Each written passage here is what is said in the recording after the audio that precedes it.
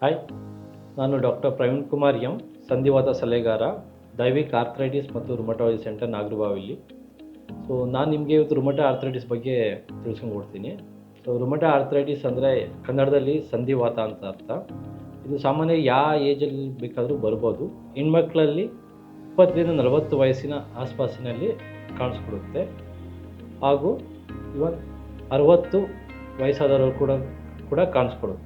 ಇದು ರೋಗ ಲಕ್ಷಣಗಳೇನೆಂದರೆ, ಇದು ಸಾಮಾನ್ಯವಾಗಿ ಕೀಲು ನೋವಿಂದ ಶುರುವಾಗ್ತೈತೆ.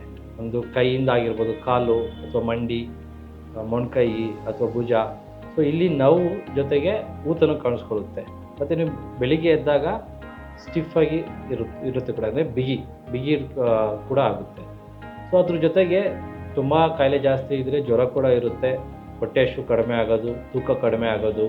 ಕಾಯಿಲೆ ಏನಾದರೂ 5-10 ವರ್ಷ ಮೇಲಾದರೆ ಕಣ್ಣಲ್ಲಿ ಡ್ರೈ ಆಗೋದು ಅಥವಾ ಕಣ್ಣು ಚುಚ್ಚೋಂಗಾಗೋದು, ಬಾಯಲ್ಲಿ ತೇವಾಂಶ ಕಡಿಮೆ ಆಗೋದು, ಮತ್ತು ಶ್ವಾಸಕೋಶದ ತೊಂದರೆ, ಕೆಮ್ಮು ಅಥವಾ ಉಪ್ಸ ಕೂಡ ಕಾಣಿಸ್ಕೋಬೋದು. ಸೊ ಇದು ರೋಗ ಲಕ್ಷಣಗಳು.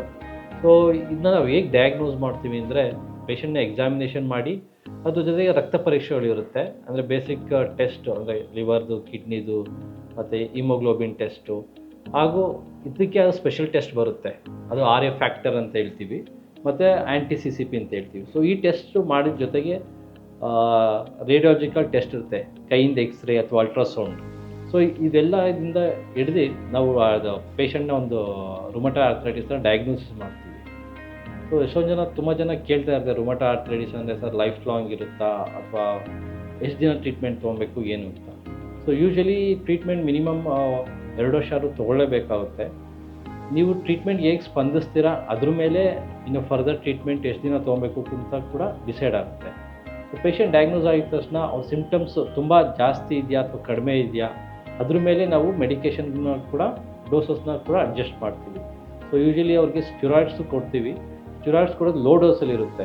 ಸ್ಟಿರಾಯ್ಡ್ಸ್ ಅಂದಿದ ತಕ್ಷಣ ತುಂಬ ಭಯ ಪಟ್ಕೊಂಡು ಅದರಿಂದ ಸೈಡ್ ಎಫೆಕ್ಟ್ ಇರುತ್ತೆ ಅಥವಾ ಬೇರೆ ರೀತಿ ತೊಂದರೆ ಇರುತ್ತೆ ಅಂತ ಎದುರ್ಕೊಳ್ಳೋದೇನು ಬೇಕಾಗಿಲ್ಲ. ಅದು ಸ್ಟಿರಾಯ್ಡ್ದು ಲೋ ಡೋಸೇ ಇರುತ್ತೆ, ಮತ್ತು ತುಂಬ ಶಾರ್ಟ್ ಡ್ಯೂರೇಷನ್ಗೆ ಕೊಡ್ತೀವಿ. ಅದ್ರ ಜೊತೆಗೆ ಇನ್ನೂ ಮಾಡ್ಯುಲೇಟರ್ ಅಂತ ಇರ್ತೈತೆ, ಮೆಥೋಟ್ರೆಕ್ಸೇಟ್ ಇರ್ಬೋದು, ಲೆಫ್ಟೋನಮೈಡು. ಸೊ ಅದರದ್ದೇ ಆದ ಗ್ರೂಪ್ ಡ್ರಗ್ಸ್ ಇರುತ್ತೆ. ಆ ಡ್ರಗ್ಸ್ನ ಶುರು ಮಾಡ್ತೀವಿ. ಸೊ ಇದೆಲ್ಲ ಶುರು ಮಾಡೋದ್ರಿಂದ ಏನು ರೋಗ ನಿರೋಧಕ ಶಕ್ತಿಲಿ ವ್ಯತ್ಯಯ ಆಗಿದೆಯೋ ಅದನ್ನ ಸರಿಪಡಿಸೋದಕ್ಕೆ ಈ ಮಾತ್ರೆಗಳು ಹೆಲ್ಪ್ ಮಾಡುತ್ತೆ.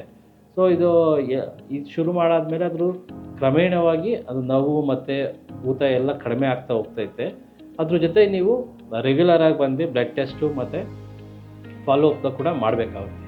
ಏಕೆಂದರೆ ಮಾತ್ರೆಗಳು ಕೂಡ ಅದರಿಂದ ಕೂಡ ಸೈಡ್ ಎಫೆಕ್ಟ್ ಆಗೋ ಚಾನ್ಸಸ್ ಇರುತ್ತೆ.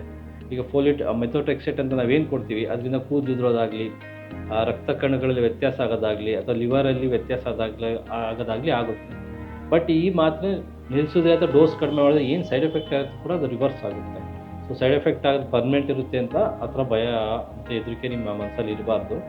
ಸೊ ಈ ಮಾತ್ರೆಗಳನ್ನ ನಿಮಗೆ ಯೂಶ್ವಲಿ ನಿಮ್ಮ ಡಿಸೀಸ್ ಸಿವಿಯಾರಿಟಿ ಮೇಲೆ ಡೋಸ್ ಜಾಸ್ತಿ ಮಾಡೋದು, ಡೋಸ್ ಕಡಿಮೆ ಮಾಡೋದು ಕೂಡ ಮಾಡ್ತೀವಿ. ಆ ಮಾತ್ರೆಗಳು ಕಡಿಮೆ ಆಗಿಲ್ಲ ಅಂದರೆ ಬೇರೆ ಮಾತ್ರೆಯಲ್ಲಿ ಆ್ಯಡ್ ಮಾಡಿ ಅದ್ರ ಏನು ಕಾಯಿಲೆ ಇದನ್ನ ಉಪಶಮನ ಮಾಡಿ, ನಾವು ಹೇಳ್ದಂಗೆ ನೀವು ರೆಗ್ಯುಲರ್ ಫಾಲೋ ಅಪ್ ಬಂದು ಅದ್ರ ಮೇಲೆ ನಾವು ಡಿಸೈಡ್ ಮಾಡಿ ಮೆಡಿಕೇಷನ್ ಎಷ್ಟು ದಿನ ತೊಗೊಬೇಕು ಮತ್ತು ಎಷ್ಟು ದಿನ ಕಂಟಿನ್ಯೂ ಮಾಡಬೇಕು ಅಂತ ಕೂಡ ನಿಮಗೆ ತಿಳ್ಸ್ಕೊಂಡು ಹೋಗ್ತೀವಿ. ಮತ್ತು ಪ್ರೆಗ್ನೆಂಟ್ ಇರೋ ಪೇಷಂಟ್ಸ್ಗಳು ಏನಿರ್ತಾರೆ ಅದಕ್ಕೆ ಆದ ಸಪ್ರೇಟ್ ಮೆಡಿಕೇಷನ್ಸ್ ಇರುತ್ತೆ. ಸೊ ನಾವು ರೆಗ್ಯುಲರ್ಗೆ ಎಲ್ಲ ಪೇಷಂಟ್ ಕೊಟ್ಟಂಗೆ ಮೆಡಿಕೇಷನ್ ಕೂಡ ನಿಮಗೆ ಕೊಡೋದಕ್ಕೆ ಬರೋಲ್ಲ. ಯಾಕೆಂದರೆ ನಿಮ್ಮ ಜೊತೆ ಮಗು ಕೂಡ ಇರೋದ್ರಿಂದ ಅದ್ರ ಮೆಡಿಕೇಷನ್ ಸೈಡ್ ಎಫೆಕ್ಟ್ ಕೂಡ ಇರುತ್ತೆ.